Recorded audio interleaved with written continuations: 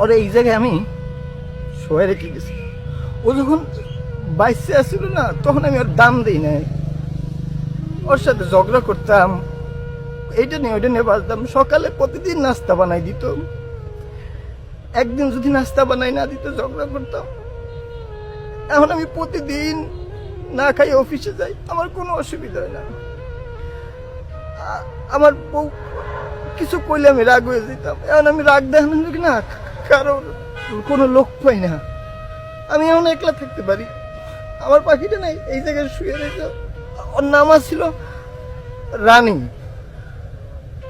ওরে দেখতো আল্লাহ রানীর মতন, মানে শুধু আমি ওরে রানীর মতন করে রাখতে পারিনি। আমি আল্লাহকে খেস খেস খেস খেস করছি। আমার যখন জ্বর হইতো, অসুখ হইতো, সারা রাত মাথায় পানি দিয়ে দিত, সময় ঘুমাইতো না। আমার জন্য শুধু কাঁদতো, দোয়া করতো। আমার বলতো তুমি একটু নামাজ পড়ো, নামাজ পড়ো। আমি না নামাজ পড়তাম না।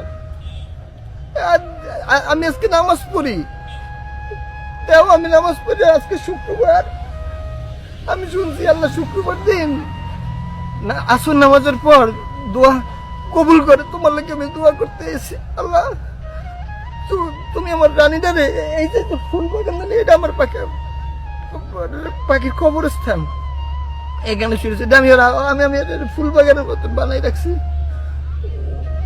আমি তোর ফুলের মতন মর্যাদা দিতে পারি না।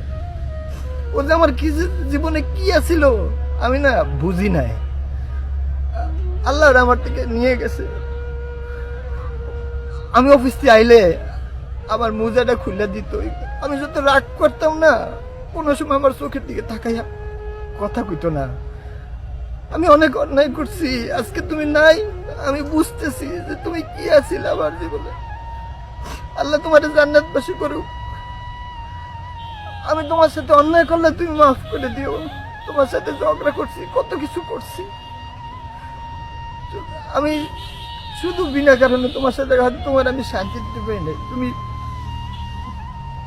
আমারে মাফ করে দিও। আল্লাহ তোমার জান্নাতবাসী করুক।